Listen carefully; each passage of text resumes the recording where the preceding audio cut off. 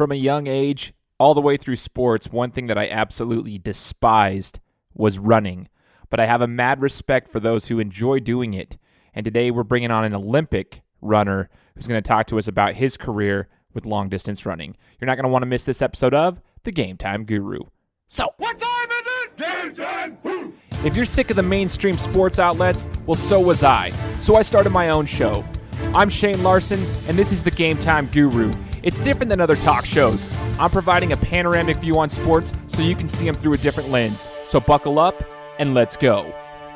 Yo, what's up, everybody? It's Shane Larson, host of the Game Time Guru podcast. I'm happy to have you with me. So if you're new to the show, this is your first time listening to an episode, you chose the perfect episode to jump in on, because we've got Jared Ward, a long-distance runner, who's going to be telling us about his story today, his whole journey, and how the long-distance running game really works. He did his thesis on marathon pacing. The guy is a genius. He's dropping knowledge bombs for us today, and it's one of my favorite episodes because it's one that I learned a ton, because I didn't know a lot about running. In fact, I hated running, and I still do, but I still have a mad respect for those who like to run. Jared's breaking it down for us today. So before we get started, I want to go through a few housekeeping items. If you haven't subscribed to the show, you're just listening to it, hit that subscribe button. And do me a favor, if you can just leave me a review. It helps me out so much. I love reviews. They give me the feedback that I need, and it helps for the whole show. If somebody's searching for a podcast and they want to know which one to listen to, and they see a show that has, 100 reviews compared to a show that has 2 reviews, they're more likely to listen to the one that has 100 reviews. So when people say, how can I pay you back? Seriously, just leave me a review. Subscribe to my show. Leave me a review. It's free. And that's the best way that can help me out as I continue to grow this podcast. Big shout out to all the listeners who've been with me from the beginning and anybody who's new. You guys have helped grow this show immensely. It's crazy to see where it's at now compared to 2.5 years ago when we just started it as a hobby. Now this thing is building out as a brand. We have merchandise. We have all sorts of stuff. So major shout out to all you guys. Just want to also remind you guys, if you want to get paid to listen to the podcast, you can download the Podcoin app. My apologies. The Podcoin app. You can get paid to listen to podcasts. Mine is on there. Go check it out. Game Time Guru. They'll pay you in like gift cards and stuff. So for it's like every 10 minutes you listen of a show, you get a Podcoin, and it continues to build up. So if you're a podcast listener, or maybe this is the only show you listen to because you're trying to support me, cool. Go download Podcoin. It's a free app on your phone, and you can get paid to listen to the show. If you guys want to look at some audiobooks, right? You like audiobooks? I was talking to you about this last week about how I love audiobooks. Can't Hurt Me. David Goggins going to be downloading that one as well. Make sure you go to audibletrial.com/thegametimeguru if you want a 30-day free trial to get an Audible free trial so you can listen to some audiobooks. So if you haven't done so already and you're like, hey, you know what? That wouldn't be a bad idea. I just want a free trial. Yeah, go to audibletrial.com/thegametimeguru. Sign up for your free trial. Helps me out, helps you out if you like audiobooks. Guys, Jared Ward is the guest on today's show. I remember when I was in basketball growing up and I was in high school, my least favorite practices are when we did all cardio. And people will say, well, dude, you play basketball, you had cardio every single day, like you're running up and down the court. It's different. Running sucks. Like, I hate running. And we do certain practices where we just had to do down and backs over and over and over again. And I hated that. It was like my least favorite thing. And like running the mile, like nowadays I run a mile and it's hard. It's hard on my body, but I have a mad respect for those who can do long distance running. And Jared Ward is a marathon runner. He is just incredible. And this interview is something special. So check it out. Big shout out to him for joining the show. I hope you guys enjoy the interview, and buckle up. What's up, everybody? Welcome out to the Game Time Guru podcast. We want to give a special shout out to Jared Ward for taking time out of his busy schedule to join us today on the Game Time Guru. So, Jared, thanks so much for joining the show. Shane, thanks so much for having me on. For sure, man. It's an honor and a privilege to have you on the show. And, Jared, I was kind of alluding to this in the introduction. I knew from a young age, growing up through sports and everything, I always hated running, but I knew that those who enjoyed running long distances and they did it for fun, I knew they were wired differently. And I mean that with all due respect, right? And I want to know from your perspective, though, let's get a background knowledge of who you are. At what age did you decide that, running was fun and you wanted to do this, either for fun or as a hobby or competitively? When did you know you wanted to start long-distance running? Well, so, Shane, I think you might be right on the head that we're wired a little bit differently. But I think, I found that I liked it in elementary school, and I think part of the reason was just that I felt like I was relatively good at it compared to other things. And so certainly some positive psychology there for just thinking that I was good at something. But it became this thing that made me feel so free. I could go out and and try to run faster than I had ever run before. And it didn't matter what anyone else was running for their time. It was a sport that I could really just try to beat my own time. And that became a fun process to me. And then as I got better and was able to run faster and further, the feeling of freedom of just being able to run and not having to slow down was super liberating. For sure. And the thing about running is it's an individual sport as well as a team sport. It's similar to boxing and wrestling in that nature. And you went through, middle school, high school, and even college at BYU, and you ran. And you did it competitively for not only yourself, but as for a team. And I want to know, you decided to continue on running competitively after college. So let's talk about that for a second. I definitely felt like I was going to be competitive through school. And I had my sights set on, earning an All-American citation and things like that in college. I did want to do some running post-collegiately, and you might say I had like semi-professional aspirations, but I don't think I ever imagined that I developed into this running career that I'm able to live, and so it's it's kind of a world there that I guess I knew existed, but I didn't know there were so many opportunities and ways to make it work, and so I've been blessed to have an incredible agent that's found a lot of good opportunities for me and awesome sponsors right from the beginning. And I was kind of, I think, inundated into this world that I really don't know that I knew existed, at least as it does. Man, you referenced an agent. I want to know, let's talk about that for a second. I want to stick here, talk about the professional realm of long-distance running, because I don't think a lot of people know that, especially myself. Like, I want to know, how does the professional side work? You mentioned an agent. How do you get paid? Is it mainly through sponsorships, or do you get paid other ways? And how does this whole professional running thing work, Jared? Yeah, so your sponsorship is kind of your organization, your team, if you will. And sometimes these sponsors do hire a coach and a team, and so they continue to train as a team. I'm with the Saucony group, and they do have a coach, but I train with my college coach in Utah, where there aren't any other Saucony athletes, and so I'm kind of part of a team that trains and does my things on my own, and so that's my team aspect. And then I have a few other smaller endorsements. So Saucony's my title endorsement. That's the uniform I wear when I'm running. Those are the shoes on my feet. That's where my base support comes from. And then a few other smaller sponsors. I wear Timex watches, and I have some nutritional sponsors. I take the runner's multivitamin and a few other things like that. And then my agent, alongside negotiating and finding opportunities to partner with companies for their marketing and for my exposure, he looks for races that are good fits for me. And so, take the Boston Marathon, for example. I ran the Boston Marathon 3.5 weeks ago here. The Boston Marathon wants to have the best athletes in the world there. And so they'll pay, if the world record holder was willing to come to Boston, or some of these other guys that are Olympic medal contestants and things, then Boston will pay them to come and run their race. And similarly, since Boston is a U.S.-based race, Boston also wants some of the best U.S. marathoners there. And so my agent will be reaching out to marathons like Boston and New York and Chicago and L.A. and a lot of these other big marathons and saying, hey, Jared's interested in a marathon at this time. Do you have interest in having him?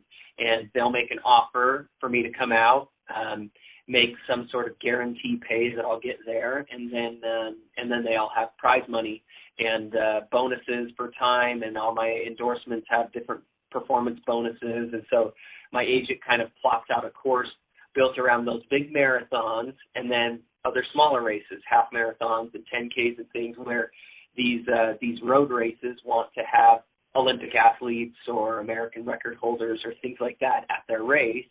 And I'll, he'll work out those opportunities, and then I'll piece together a season with my coach. That is super interesting, man. It might have just been my ignorance when it comes to running, but I did not know that that's how it works. And that brings up another question for me, though. A lot of athletes go through this, Jared. They have that fun, growing up and competing through middle school, high school, college. They make it to the next level when it becomes a business. And some of them, they express their dislike for that business. So I want to ask you, do you still find the same joy in running that you did when you were in elementary school, middle school, high school, and at BYU? As you know, do you find that now, even though it's an incentivized business form of running? It's interesting you asked that. When I first made the transition to this professional running, it was super fun to go out to these new races, to feel like I was getting paid for it. And then I felt like it kind of gradually turned into this thing where I was thinking about the dollars too much. I'd be on the start line thinking, okay, if I finish here, this is how much I get. These are the other guys in the race. This is what I have to do. And I found that for a little bit, when I was over focused on the dollars, it did lose some of its luster. And I've been blessed kind of after, I guess in the last couple years here, I've been running professionally for about 4.5 years now. The last couple years has kind of got back to it being super fun, and maybe part of that is that the financial side of things has taken care of itself. My agent's done a fantastic job, and we're in a very good place, and that sort of thing. And so maybe some of the pressure was taken off, I guess. But I kind of stopped thinking about dollars and more choosing races and places that I wanted to run, and where I wanted to take my family. And for example, I'm looking at running a half marathon in the UK this fall, and taking my family with me. And that was less of a business decision and more of this is a half marathon that I'm interested in running, and I want to take my family to London with me. And so I think I started making decisions more based on what I wanted to do and experiences that I wanted me and my family to have, and running races that I got excited about. And that really brought back a lot of the fun to me. And so it has been fun. That's awesome, man. That's super cool. And now, Jared, before we get into some of the other stuff I wanted to talk about, including the Olympics, I noticed that you not only compete, but you also do some research. And I was able to check out a presentation that you did. I found it on YouTube. It was your thesis that you did in college in regards to marathon pacing. So in a nutshell, could you kind of break down some of the research that you did and what you found out in regards to marathon pacing? Sure. Well, and just like every other sport, I think that when you're early into a sport and you're figuring things out, the research and insight from coaches and other experts plays a big role. I mean, you compare it to your boxing, your first couple of boxing matches, you're going off of what you've seen, what you've read, what your coach has told you. And after a few, you start to recognize things. You recognize where your opponent is and the movements that they're making, and you begin to learn how to respond. And then it's maybe less that you're thinking, okay, the research says I need to move here when my opponent does this, and it's more just an instinctual thing or what you've learned. And I would say marathoning is the same way. When I was first, running my first few marathons, the research I did on pacing and pacing profiles and breaking apart statistically what has happened in marathons, and some of the research I did on my thesis played a big role. And I was going off of what other people said to do and where other people said to take nutrition, and how others said to break down the marathon mentally and how to get through it. And then after a few marathons, I think experience is key. And so I coach some marathoners and some road athletes. We have a team called Endure Strong, and it's just an online team doing group coaching. So I do some group calls and have some resources there for runners training. And tell these guys that, when you're running your first marathon, it's very important to gather all of the information you can, look at research, look at pacing, look at what someone else says your workouts should indicate for your race day. But then after you have a few marathons under your belt, the gold standard is experience. And so, I've run 9 marathons now. And so I think I'm starting to get a handle on what these things are like and what I should feel like in the race and how I should prepare for it. But the last Olympics in Rio, that marathon was my 5th marathon. And so I think I really was still relying a little bit on some of the research and some of the things that I had done and other research that other people had done in terms of how to break apart the marathon and how to run it. For sure. Now let's talk about the training aspect of it with the research that you've done and how that applied to the training for the Olympics. Now in 2016, the Olympics were in Rio de Janeiro in Brazil. I lived in Brazil for 2 years. I know how humid it is there. I can't even imagine trying to run a marathon there and doing any kind of long distance running or cardiovascular activity for that matter. I kind of want to know your thoughts and what you did. What was your preparation like for the Olympics, and what was it like running in the Olympics? I mean, that's a huge event. Well, I did try to adjust for that, and Rio was the first real humid marathon that I'd ever run in. The Olympic trials for that race, the U.S. selection race, was in Los Angeles, and frankly, Los Angeles was about as humid as I had ever raced in up until the Olympics, and L.A. by comparison to Utah is humid, but not compared to Rio, as you know, and so. It was different, and I tried to do things like wearing long sleeve shirts and sweats occasionally on a run outside in Utah. So even though I'm running in the dry heat, it's 90 degrees, and if I could trap some of that sweat underneath a layer of clothing, then I create a little humid environment for my body. And I tried to do some things like that, but my coach, Coach Eyestone here at BYU, every time I'd ask him about it, he'd just say, Jared, just get really, really fit and you'll be fine. And that was kind of Coach's philosophy going in, was just to get really fit. But it was different. I found that when I got down there, certainly exciting to be racing in the Olympics. There were so many cameras and media and people and attention and buzz. But I found that about 15 or 16 miles in, I started to feel I was cramping a little bit.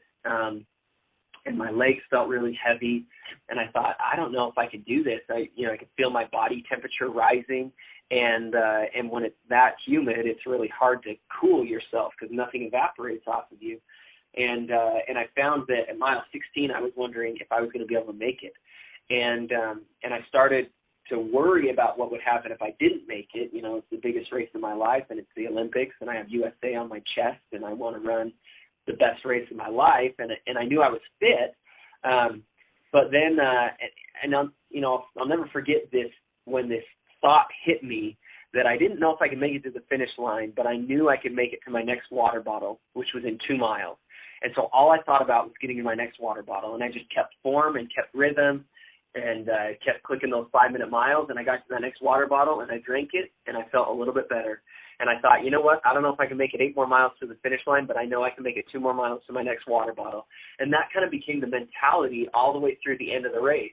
And I ended up moving up over those last miles far enough in the race that I finished 6th, and was so excited about that. In fact, so excited at the finish line that some of the media made fun of me for being the most excited 6th-place finisher they'd ever seen in the Olympics. But I was excited, Shane. It was one of those things where, it kind of goes back to the grassroots of why I loved running, and that was that I could go out there and I could beat myself, and I can use competition to further how hard I can push myself and what I can get to, and that 6th-place finish was an accomplishment, especially considering 10 miles earlier I was thinking, I don't know if I can make it to the finish line. Dude, that's super motivating to me just to hear that. Like, that's so awesome. I mean, you're 11 miles out when you started to have those doubts, and you grinded it out. That's awesome, and that shows the grit and determination and mental toughness of long-distance runners. Dude, I just ran a mile with my dogs this morning, and literally it hurts to, run a mile. My calf started cramping, my hips start hurting. So I literally don't know how it's physically possible to run such a long distance, and you were able to finish 6th in the Olympics. That's unbelievable. Finishing 6th place, and that's a huge accomplishment. And I mean that's amazing. Would you say that's at the top of your list of accomplishments so far in your long distance running career, or do you have any others that you'd like to share? I think that's probably the biggest, and I feel fortunate to have had that race, probably my best race happen at the Olympic Games. And there's been others where, to me, arguably some aspect of the accomplishment has been equally rewarding. But I think objectively, I'd have to say that 6th-place finish was probably my best race. No, I don't blame you, because that's a pretty sweet accomplishment, man. I want to stay on the topic of how how demanding running is on your body too. So you discussed this. You had 11 miles left and your body started cramping and you finished it. You pushed through, but that's a huge toll it takes on the body. And you mentioned, getting to your next water bottle and getting the hydration that you needed for your body to continue going. So I want to talk about this. A lot of elite athletes, they focus so heavily on nutrition and taking care of their body's nutrition and recovery. So for you as a long distance runner, how important is nutrition and preparation for your training that goes into, running? And how long after a race like that do you have to wait before you can actually start training again? So nutrition plays a huge role, especially during a marathon. I think our body can't quite carry enough glycogen to get us all the way to the finish line. And so unless you're really well trained, keto type diets in terms of metabolizing fat, which our body can't do quite at as high of a rate as carbohydrates, we need to be replenishing some of those stores. And so hydration is huge, especially if you're running in warmer weather, humid weather, and then getting some extra calories in there in some way that settles as you're running is a big part. But also the nutrition in the training. I mean, as you know, as an athlete, it's eating what your mom puts on your plate as opposed to frozen pizzas and hot dogs makes a big difference in how you feel. And how you're able to recover. And so I take it very seriously. I'm counting my macronutrients every day and making sure I'm getting enough protein and enough carbohydrates and enough fats in, and then a balanced enough diet that I'm getting enough nutrition in. And I think that plays a big part in being able to recover. I think marathoning isn't unlike boxing in terms of time in between marathons and build-ups and things like that. I mean, for a marathon, I'll probably I'll build up for somewhere between 3 and 4 months, and sometimes I'll have a couple other shorter, like tune-up races in there. I might throw a half marathon or a 10K in there just to make sure that I'm racing well, and I'm give yourself that opportunity to experience those pre-race nerves and things like that. But it'll take me 3 or 4 months to build to a marathon. As I get close to it, probably for 2 weeks before I really taper down, rest up, and then I hit that marathon day. And then I would say it's a week or 2 weeks before I'm running again, and it's a month before I feel like I'm recovered enough and back into the easy exercise enough that I'm ready to train again. And then it probably takes another month after that month to build back up to a base to where I can start training again, and then 3 or 4 months of training and then another marathon. So I look at running, 2 marathons a year on average, kind of year in, year out, and then probably another half dozen or so shorter races kind of fit in between those. Crazy, dude. Do you do any kind of cryotherapy sort of like recovery methods for your racing? Yeah, I haven't done any of that specifically, but yes, I have a handful of physical therapists that I work with, and a couple other massage therapists, and my wife's actually a massage therapist, and she works on me too, and so I'm taking advantage of a lot of things like that to try to keep me healthy. In fact, I have a physical therapist that I'm going to see a little bit later today, and probably a massage therapist right at the top of next week, and my wife will work on me in between. And so I do think it's important to take care of yourself, and it makes a big difference when you're pushing your body right on that line of trying to get the most out of it as you can. For sure. And Jared, you've been to a couple amazing races. Like, you've taken part in some awesome ones. You mentioned the Boston Marathon, the Olympics. Is there a specific race or a specific event that sticks out to you, which was your favorite event? Or would you say the Olympics, with that accomplishment at 6th place finish, was your favorite event? I would have to imagine there's a million of them. There's been so many fun races, and it's hard to pick just one. Like, I feel super blessed to have a job in which I just get to go and see cool places and run cool races and meet incredible people, and opportunities to take my family and have my kids and my wife be a part of that too. And so there are so many good ones. I loved the Chicago Marathon. Chicago's a cool city. I certainly love the Boston Marathon. That's a unique experience. Running in the Olympics is something special. I'll never forget the finish line of the Olympic trial qualifier race, the selection race for the U.S., where I crossed the line and knew that I'd be headed to the Olympics. And so there's experiences like that. But Shane, there's also experiences in college that were so fun, and even in high school. I still remember the high school state meet, running on the medley relay team, and I anchored it and outleaned the guy at the finish line by hundredths of a second for the win, and our relay team won. And that still sits in my mind as one of my most exciting races. And so, I don't know, it's hard to pick just one. There have been a lot of cool experiences. I feel super blessed. And how long do you intend on racing for, Jared? Do you see yourself continuing doing this for the next couple of years? Oh, man, I don't know. We'll see. I think I really have a few more years in me. Marathon, I just turned 30, and marathoners usually peak kind of into their early mid-30s. And so as long as I can keep my legs healthy underneath me, I think my heart and lungs have a few more good years in them. So my wife was 38 weeks pregnant when I ran in the Olympics in Rio. So she was at home watching it on TV, and then I was hurrying home after the race to try to make sure I didn't miss the birth of our third.